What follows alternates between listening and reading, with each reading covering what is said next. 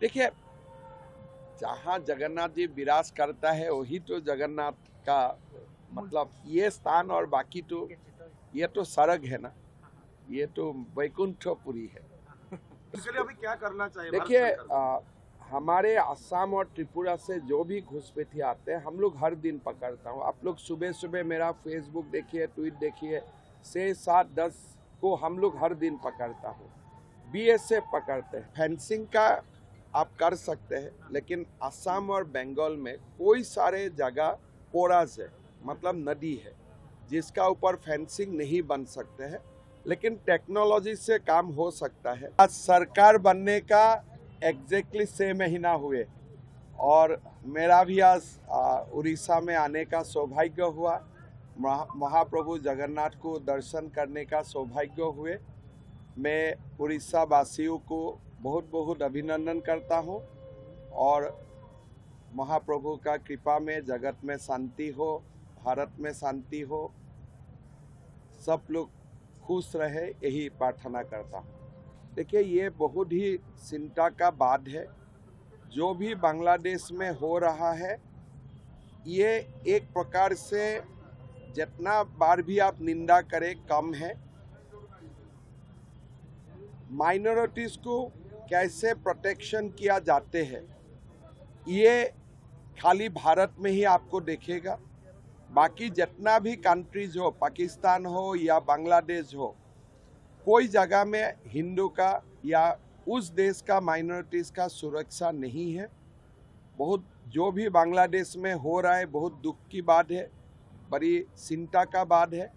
लेकिन मैं विश्वास करता हूँ प्रधानमंत्री जी कुछ ना कुछ डिप्लोमेटिक रास्ता से कुछ ना कुछ करेगा और हमारे हिंदुओं को सुरक्षा के लिए काम करेगा। देखिए, हमारे सीमा पर बांग्लादेश है, चिंता इसलिए ज़्यादा है, हमेशा चिंता होते हैं।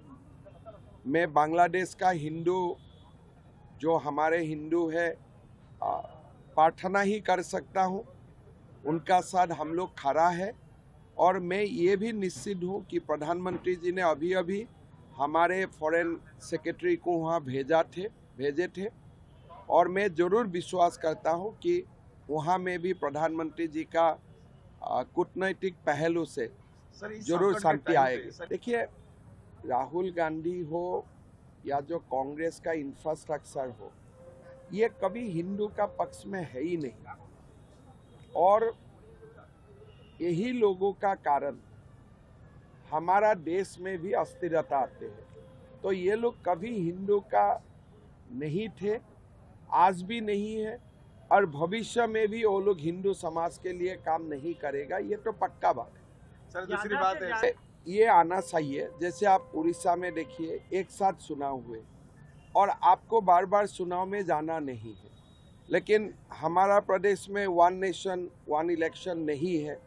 अभी हमने लोकसभा चुनाव किए, दोबारा अभी विधानसभा चुनाव करना पड़ता है और जो साल भी आप लोकसभा या विधानसभा चुनाव करते हैं, लगभग पूरा साल में कुछ डेवलपमेंट का काम नहीं होते हैं।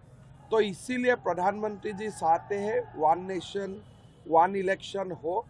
हम लोग इसको पूरा समर्थन करता हूँ और मेरा मानना है कि ये भी जो अमेंडमेंट है, कॉन्स्टिट्यूशनल अमेंडमेंट है, प्रधानमंत्री जी इसको भी स्वीकृत करवा ही ले। हमारे तो चुनाव जैसे 2026 में है, अगर कोविंद जी का जो रिपोर्ट है वो रिपोर्ट अगर स्वीकृति मिल जाते हैं तो 2029 में हमारा चुनाव दोबारा होगा। जैसे सरकार खाली 3 साल के लिए बनेगा, फिर 5-5 साल के लिए बनेगा, लेकिन ये जो अमेंडमेंट है इसको पास करवाना पड़ेगा लोकसभा राज्यसभा में विथ 2/3 मेजोरिटी। तो प्रधानमंत्री जी करेगा जरूर। देखिए, जहाँ जगन्नाथ जी विराज करता है वही तो जगन्नाथ का मतलब ये स्थान, और बाकी तो ये तो स्वर्ग है ना, ये तो वैकुंठपुरी है। तो यहाँ जो है यहाँ ही रहेगा, इसका आप कहाँ से आप कहाँ लेके जाएंगे, कहाँ? ये तो भगवान खुद यहाँ विराजमान है, ये वैकुंठपुरी है। भगवान जगन्नाथ, बलराम, सुभद्रा, ये स्वयं विराजमान है। ये मैं असम में जगन्नाथ मंदिर बना सकता हूँ, बहुत बनाता है, लेकिन वो जगन्नाथ मंदिर हम पेरिड होके बनाता हूँ, लेकिन जगन्नाथ मंदिर तो खुद नहीं जा सकता है ना। ये तो भगवान ने खुद यहाँ आके बैठा हुआ है। मेरा लगता है कि अभी बीजेडी का इतिहास खत्म हो गया है। सरकार बढ़िया काम कर रहा है।